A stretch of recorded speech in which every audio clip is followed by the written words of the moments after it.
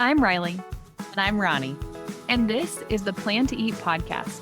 where we have conversations about meal planning, food, and wellness to help you answer the question, what's for dinner? Hello, and welcome to the Plan to Eat podcast on another episode of Feature Friday. Today, we're talking about the queue. The queue allows you to segment a portion of your recipe book for quick planning. Often, the queue is used to separate recipes you know you'll want to plan in the near future, or as a place to store your most frequently planned recipes.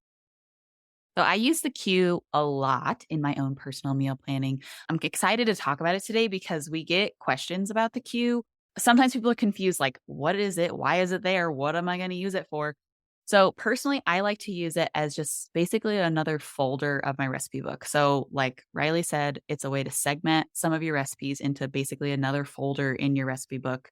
You could use it in multiple ways. I actually use it for a couple different things. I use it for recipes that we really love that are kind of our default recipes. So that way, when I just am not feeling much inspiration for planning, I can open my queue, I can quickly plan those recipes, and then my meal plan's just done really quickly. I also use it for recipes that I have recently imported and want to put on my meal planner, but I'm not sure where they're going to fit in with my meal plan, or just I'm not like at a point to create a meal plan at that moment. So like I'll import a recipe, be like, this sounds amazing. And I'll just immediately put it into my queue so that I can find it later really easily. I also like to use it. This is actually my favorite way to use the queue is to use it for my pantry recipes. So we all have those recipes that you basically have all the ingredients on hand at home and you don't need to put them on your meal planner necessarily because you don't need to buy anything for them. So I have like my favorite chocolate chip cookie recipe on there. I have a really easy chili recipe in there. And so when I go to cook those recipes or, bake those cookies, I don't have to go searching through my recipe book for that recipe. I can just immediately go to the queue, get the recipe there, and then cook directly from that recipe. So we definitely have customers who use the queue for maybe just one of these specific things. I kind of use it as like a conglomeration of all the different things. But I just really like the easy access to those recipes because I've got over 1,000 recipes in my recipe book. And so to be able to segment, maybe 25 or 30 recipes into the queue, it's just really helpful to be able to find them easier.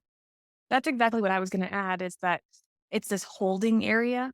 Yeah. And if you have a lot of recipes in your recipe book, having this like subset without filtering, without searching, just having this little subfolder where you can Right. have some favorites and things like that is super helpful.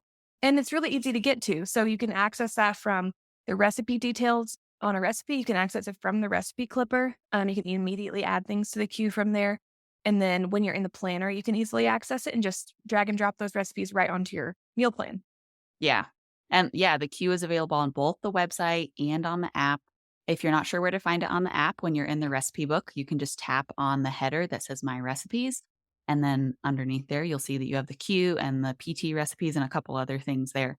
So that's where the queue lives on your app. I love the queue. I hope that you guys learned a little bit more about it and maybe you'll start using it too. And if you have a question about any of the features in Plan to Eat, you can always email our support team at help@planteat.com. That's HELP@plantoeat.com.